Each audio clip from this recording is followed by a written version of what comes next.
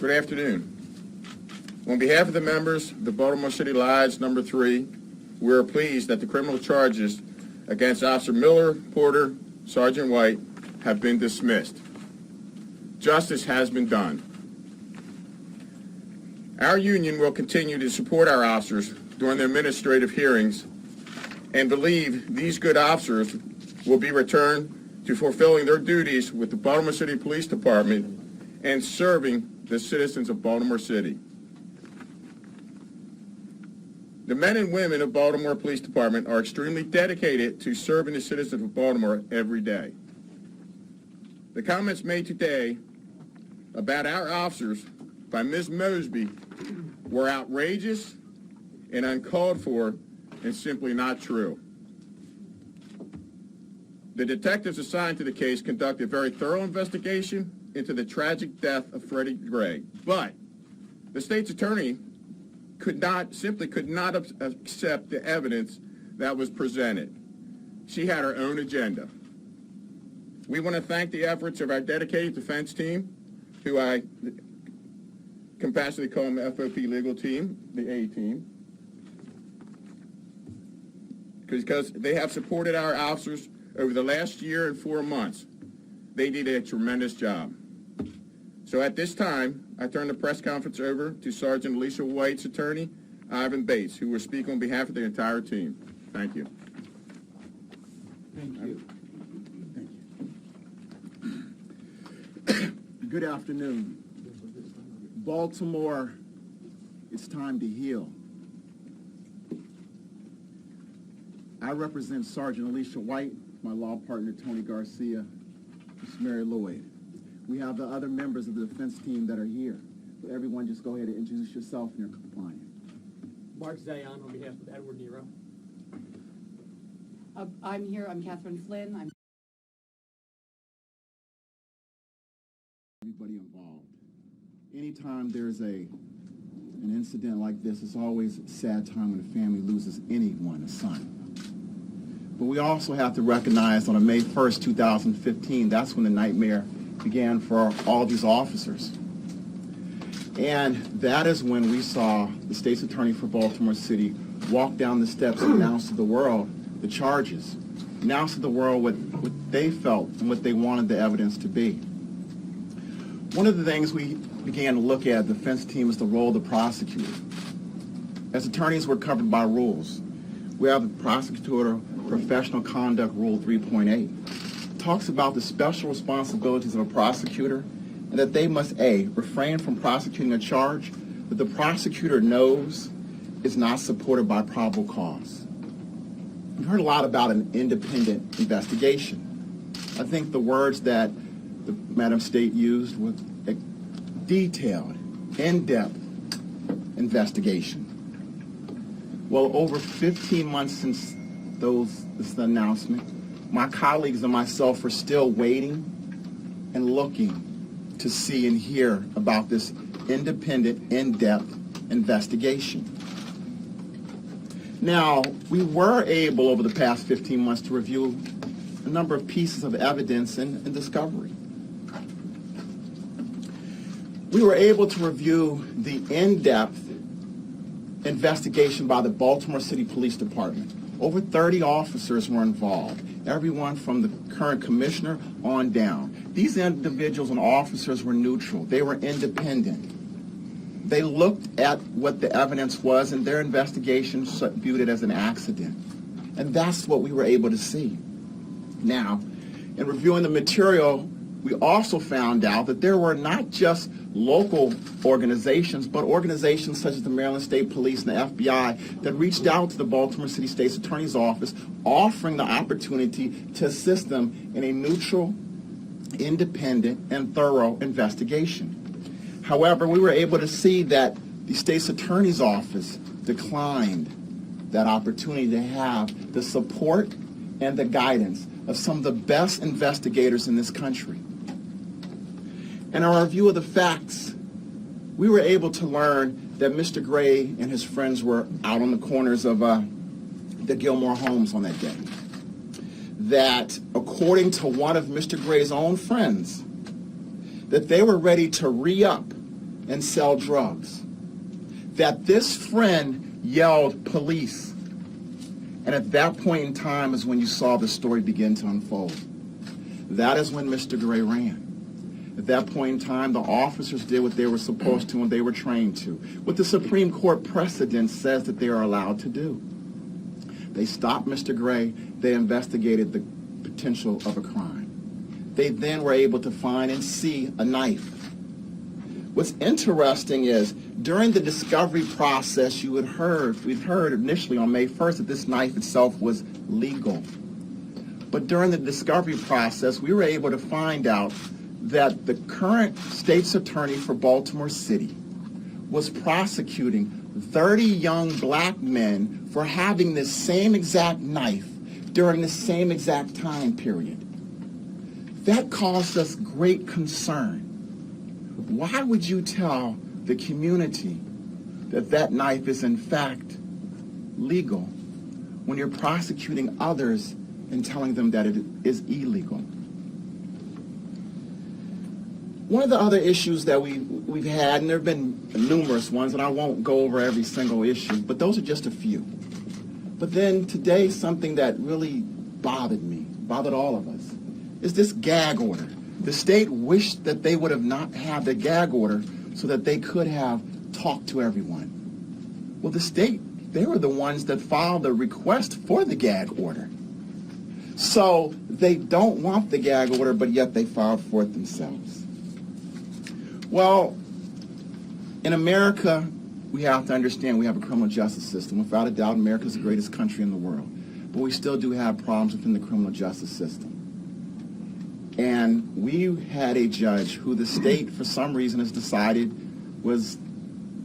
did not view the evidence in the same light that they wanted to have it viewed in. And the thing that bothers me is this. When we always attack the criminal justice system, we have to let the criminal justice system speak for itself. It gets it right. We have a judge that worked for the Department of Justice.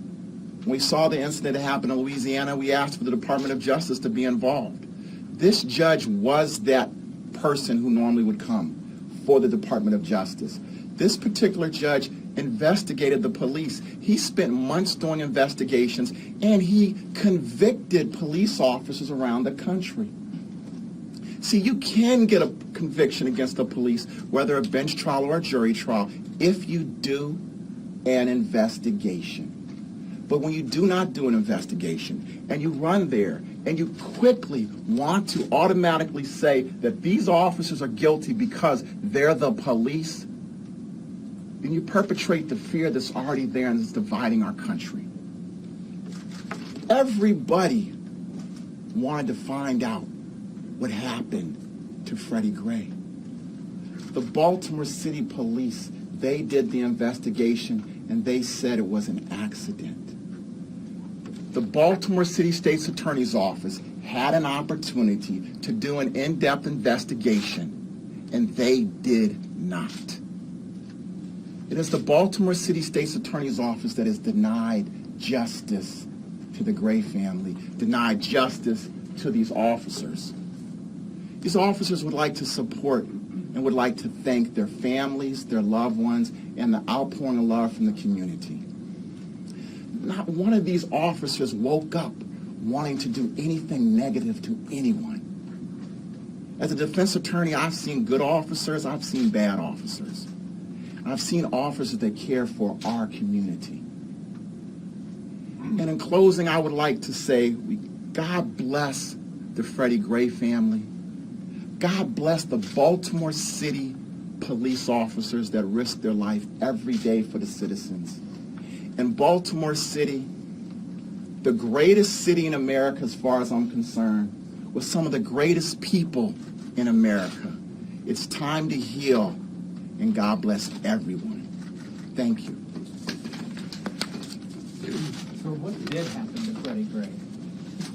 I think it's pretty evident from the evidence and from our experts tell us that there was an incident where he fell back, hit his head, the back portion of his neck, between stops 5 and 6.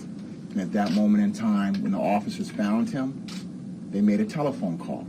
And one of the things the press doesn't know is that not only did they call when they found him, but my client, Sergeant Alicia White, called a second time because the ambulance was taking so long to get there. And we can go more in depth at a later time, but you'll find out that the ambulance got there late, that one ambulance went to the wrong location. These are the things that we're talking about, an in-depth, thorough investigation that were never brought out for the citizens to fully judge and see. Will these officers go back to work, and do they want to go back to work? There's some other attorneys on the A team that want to speak first, Okay, okay? that's So let's let the other attorneys have their say or speak in turn. Or... Just from the administrative aspect of what occurs next, a truly independent investigation administratively will now be done. Commissioner Davis has requested 2 outside agencies. It's the Montgomery County Police Department and the Howard County Police Department. They will be doing the internal review of this entire matter. What that will entail is them reviewing the entire investigation, conducting their own interviews, taking statements most likely from our clients, which will be ordered and they'll be required to give, and they will do a complete investigation to determine if any of these officers violated any of the policies or procedures that were in place and that they knew of on April 12th when this investigation happened, or when this incident happened. At the conclusion of that determination, the investigative findings will be presented to the police commissioner and his administrative staff, and a determination will be made as to, 1, whether any violations did occur, and if not, they'll be completely resolved of the entire issue. If any administrative charges are determined or any violations are determined, they will seek administrative actions for the Law Enforcement Officers' Bill of Rights, and there'll be a hearing to determine what, if any, discipline will occur. You said these officers wanted to return to work. Yes. The state's attorney today clearly said that it was homicide, that it was these officers who caused it, and that it was the judge and the system that denied justice. How did they go back to work? But number 1, the judge acquitted 3 officers. So because the state's attorney doesn't like the judge's decision, she doesn't like the evidence, we all know that. I mean, obviously she disagrees. They can go back to work, and most of them are working again. There are other duties in the department that need to be taken care of, and all of them will be back to work. So they can and will. How many are working again in other duties? Everyone except for 2, and they should be restored shortly. Is there a Department of Justice investigation that would preclude them from working now? Any of them? No.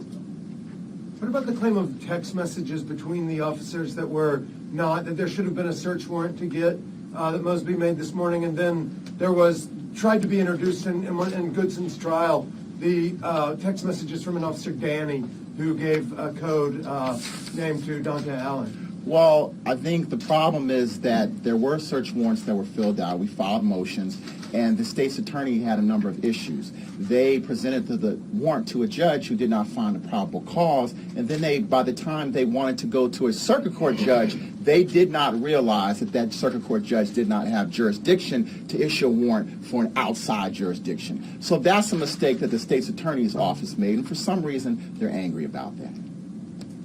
How about the officers today? Are we going to hear from them? No. Unfortunately, they can't. As Ms. Mosby stated, she is being sued, so therefore she can't make a comment. Our officers are still technically under investigation for administrative possible violations, and therefore they cannot give statements, nor would any of the attorneys permit them to. This question is for anyone. Were you surprised at the length of Mosby's comments and sort of the tenor of what she had to say? I have to be honest. I haven't had a chance. I've been on the road all morning, so I haven't had a chance to look. I've heard different bits and pieces of it. I can tell you that all the phone calls I've got in Texas, they're outraged, very disappointed in the manner and what she said about our police department. Because our guys and girls are very hardworking, professional police officers. They're out there doing their job day in and day out. They haven't changed anything that they do. They haven't stopped going to calls. They haven't stopped making arrests. And for her to say what they said, especially after, and Mr. Bates covered it, the best investigative unit in this country found no wrongdoing. And I can guarantee you, when they investigated that, because there was an in-custody death, there was no stone left unturned. So that was a very thorough, complete investigation. Until this day, nobody's actually said or complimented our investigative unit that conducted that investigation and say, you know what, they were right. But I think the evidence is proven they were right. There was no wrongdoing by any 6 of these officers. So, Mr. Ryan, you said that you criticized the state's attorney for not having an independent investigation, yet you're praising the Baltimore police investigation, which by its nature wouldn't be independent. How do you square that? well, I don't think I said that Mr. Bates said that. Bates said that, but as far as ours go, our guys are very professional. They're not going to jeopardize their reputation and their pride and ethics to do a bad investigation, and they're certainly not. In this code of silence is totally ridiculous. So, but with that, I'm going to end this conference. I think we've had questions, and we will be coming back before you guys probably shortly. So with that,